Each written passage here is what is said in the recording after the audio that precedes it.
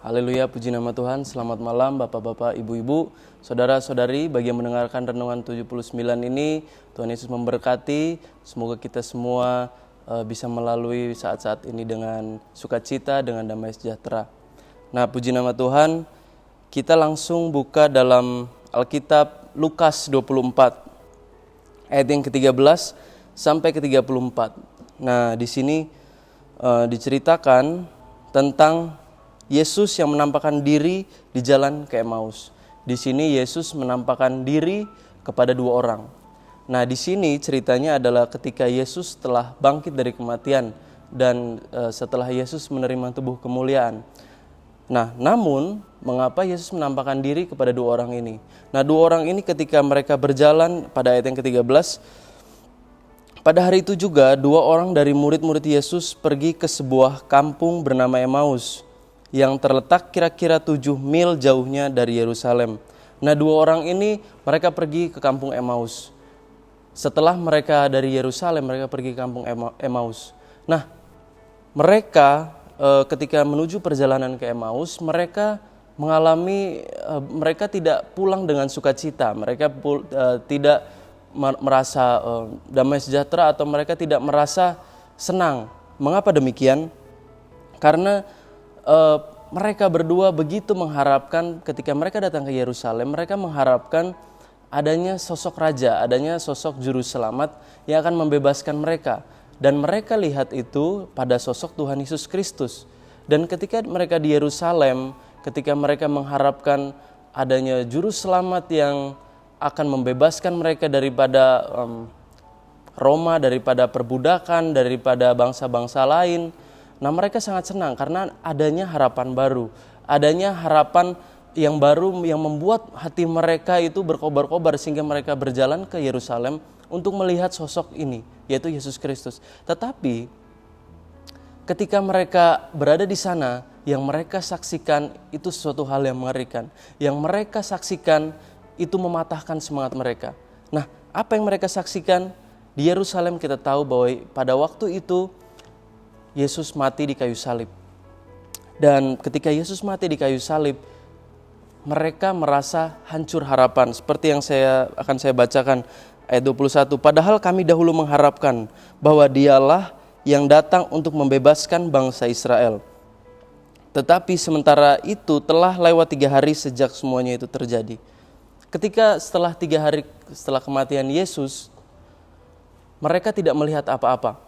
Mereka tidak merasakan, mereka sudah hancur, pupus harapan.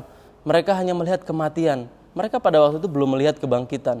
Karena mereka mungkin mereka pergi pada waktu siang hari. Sedangkan Yesus bangkit pada waktu di pagi-pagi hari. Jadi mereka belum melihat kebangkitan Yesus. Dan ketika mereka belum melihat kebangkitan Yesus, yang hanya mereka saksikan kematian, itu membuat mereka menderita. Kematian Yesus tanpa kebangkitan Yesus itu bukan kemuliaan, tetapi karena Yesus bangkit kita dapat percaya bahwa Dia adalah Allah yang benar, bahwa Dia adalah Allah yang sesungguhnya, Dia Allah yang berkuasa.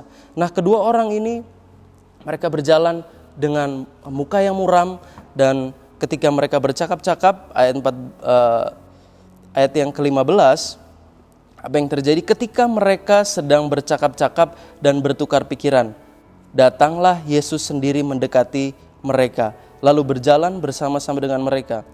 Tetapi ada sesuatu yang menghalangi mata mereka sehingga mereka tidak mengenal Dia. Nah, ketika mereka berjalan ke sebuah kampung bernama Emmaus, Yesus mendekati mereka. Yesus menghampiri mereka, tetapi mereka tidak mengerti bahwa itu Yesus. Mereka tidak mengerti bahwa Yesus telah mengalami tubuh kebangkitan. Jadi mereka tidak mengenal Yesus lagi.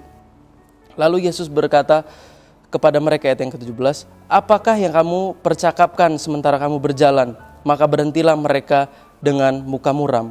Seorang dari mereka namanya Kleopas menjawabnya, adakah engkau satu-satunya orang asing di Yerusalem yang tidak tahu apa yang terjadi di situ pada waktu hari-hari belakangan ini?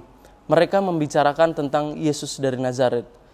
Nah, Yesus menghampiri mereka dan Yesus berpura-pura tidak tahu. Yesus berkata, apa yang kalian bicarakan? Dan mereka yang satu bernama Kleopas, yang satu tidak disebutkan namanya. Mereka berkata, tidakkah kamu tahu bahwa ada sesuatu yang terjadi di Yerusalem, yang menggemarkan di Yerusalem, dan itu membuat hati kami resah, membuat hati kami muram, karena mereka pada waktu melihat tubuh kematian. Dan ketika Yesus mendengar kekecewaan mereka, Yesus berkata pada ayat yang ke-25, lalu ia berkata kepada mereka, hai kamu orang bodoh, betapa lambannya hatimu sehingga kamu tidak percaya segala sesuatu yang telah dikatakan para nabi. Bukankah Mesias harus menderita semuanya itu untuk masuk ke dalam kemuliaannya? Nah, di sini Yesus mulai menceritakan mengapa Tuhan harus menderita, mengapa Tuhan harus disalibkan untuk menerima tubuh kemuliaan tersebut. Dan dia menjelaskan dimulai dari kitab Kejadian sampai kitab yang terakhir pada Perjanjian Lama. Yesus menjelaskan semua ramalan-ramalan tentang dirinya, semua nubuat-nubuat tentang dirinya. Dia menjelaskan kepada dua orang ini. Nah, ketika mereka bertiga, Yesus, Kleopas, dan temannya ini berbicara sepanjang perjalanan menuju ke Emmaus, tiba di kampung Emmaus, mereka pada ayat yang 28, mereka mendekati kampung yang mereka tuju, lalu ia berbuat seolah-olah hendak meneruskan perjalanannya. Tetapi mereka sangat mendesaknya, katanya, tinggallah bersama-sama dengan kami, sebab hari telah menjelang malam dan matahari hampir terbenam. Lalu masuklah ia untuk tinggal bersama-sama dengan mereka. Nah, mereka mengundang Yesus untuk tinggal bersama-sama mereka. Ketika Yesus hendak berjalan, mereka berkata, Yesus tinggallah bersama-sama kami. Dan ketika mereka mengundang Yesus ke dalam rumah mereka, ayat 30 akan saya bacakan. Waktu ia duduk makan dengan mereka, ia mengambil roti, mengucap berkat, lalu memecah-mecahkannya dan memberikannya kepada mereka. Ketika itu terbukalah mata mereka dan mereka pun mengenal dia, tetapi ia lenyap dari tengah-tengah mereka.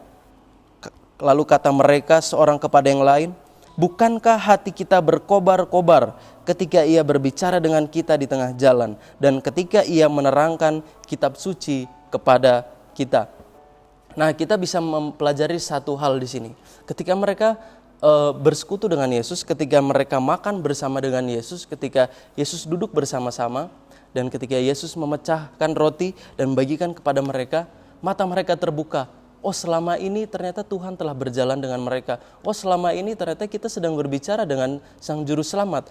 Hati mereka mulai terkobar-kobar, hati mereka mulai berkobar-kobar, mereka mempunyai harapan baru. Harapan yang lama ketika mereka melihat kematian, mereka hanya melihat keraguan-raguan, mereka sakit hatinya. Tetapi ketika Yesus membuka mata mereka, akhirnya mereka dapat melihat bahwa Yesus ternyata telah menerima tubuh kemuliaan. Yesus telah bangkit. Dan ketika kebangkitan Yesus itulah yang memberikan harapan kepada mereka. Dan mereka, hati mereka berkobar-kobar, dan di sini dikatakan mereka kembali ke Yerusalem. Dari Emmaus mereka kembali ke Yerusalem untuk memberitakan berita ini, cerita ini, membagikan pengalaman mereka kepada murid-murid yang lain bahwa Yesus telah bangkit, Yesus telah bangkit. Nah, di sini persekutuan dengan Yesus memiliki suatu makna penting dalam Kleopas dan temannya. Persekutuan dengan Yesus berarti ketika mereka duduk bersama-sama dengan hadirat Tuhan, itu yang membuat hati mereka berkobar-kobar, itu yang membuat mereka mempunyai semangat baru. Nah, bersekutu dengan Yesus juga bisa berarti dengan kita berdoa, bisa berarti kita membaca Alkitab, berjalan bersama-sama dengan Tuhan.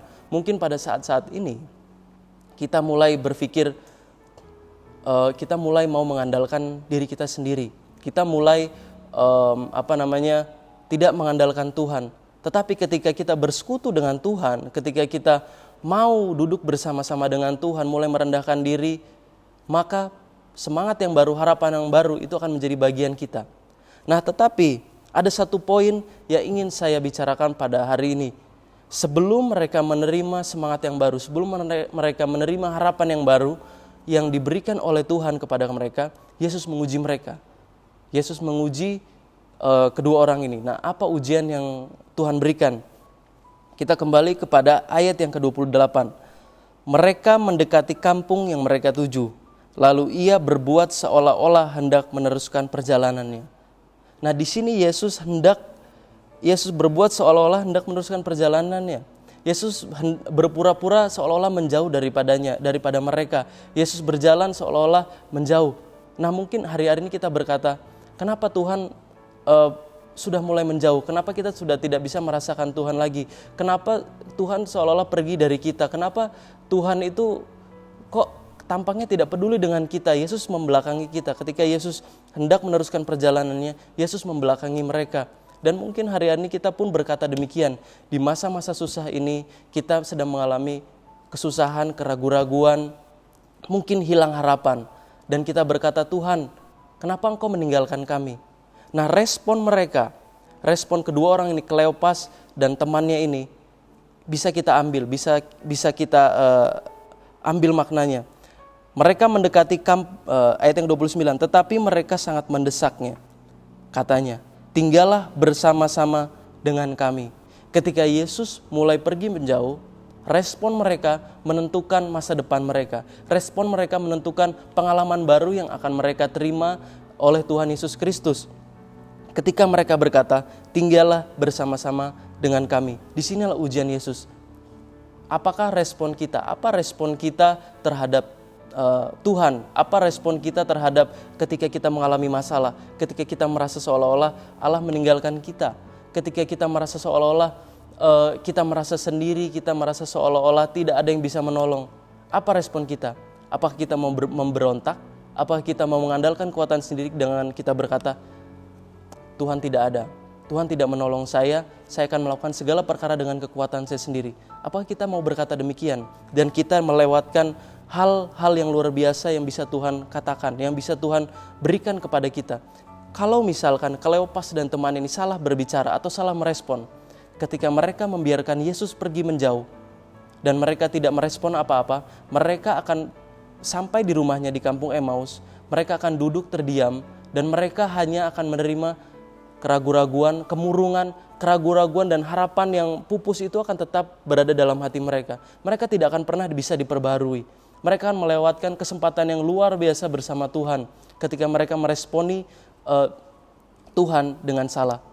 Oleh sebab itu respon kita menentukan apa yang akan Tuhan berikan kepada kita. Oleh sebab itu ketika kita merasa mulai sendiri, katakan, tinggallah bersama-sama dengan kami. Seberapa sering kita berkata dalam doa kita, Tuhan tinggallah bersama-sama kami. Tuhan pimpinlah langkah kami. Tuhan kami rindu bersekutu denganmu. Tuhan menguji kerinduan kita.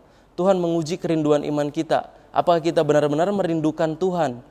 Oleh sebab itu Tuhan seolah-olah pergi menjauh. Tapi Tuhan ingin melihat seberapa kita mengejar dirinya. Di sini mereka berkata, mereka mendesaknya. Kita pun harus mendesak Tuhan. Kita harus berlari kepada Tuhan. Minta pertolongan kepada Tuhan. Tuhan, Tuhan, Tuhan. Pandanglah diri kami. Jangan biarkan kami sendiri. Jika kita meresponi Tuhan dengan benar, maka Tuhan akan kembali. Tuhan akan menoleh.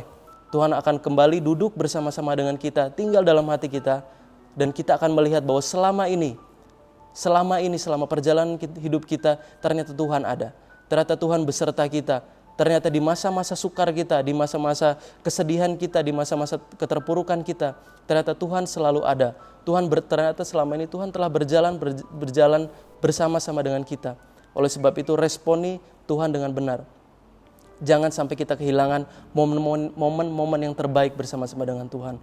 Wabah-wabah di saat-saat seperti ini merupakan suatu guncangan bagi iman semua orang. Iman kekristenan kita terguncang. Tapi kita harus berkata, Tuhan tinggallah bersama-sama dengan kami. Puji nama Tuhan, saya kira firman Tuhan yang bisa sampaikan bisa memberkati bagi kehidupan saudara dan saya. Ini menjadi berkat pribadi bagi kehidupan saya. Saya selalu mencoba untuk berkata ketika saya merasa sendiri, saya tidak mengandalkan kekuatan saya sendiri, tapi saya berharap kepada Tuhan, kembalilah kepada saya, tinggallah bersama-sama dengan saya. Kita akan tutup Alkitab kita dan kita akan berdoa. Terima kasih Tuhan, terpujilah nama-Mu. Engkau adalah Allah yang luar biasa, Engkau adalah Allah yang mati dan bangkit Tuhan. Kami yakin kematian dan kebangkitan-Mu itu adalah sebuah makna yang luar biasa dalam kehidupan kami ketika kami percaya. Kembalilah kepada kami Tuhan, tinggallah bersama kami, tinggallah dalam hati kami agar kami dapat bersekutu dengan-Mu, agar kami dapat mengikuti jalan-jalan-Mu. Kami tidak ingin mengandalkan kekuatan kami sendiri, tapi kami ingin mengandalkan kekuatan-Mu di saat-saat seperti ini.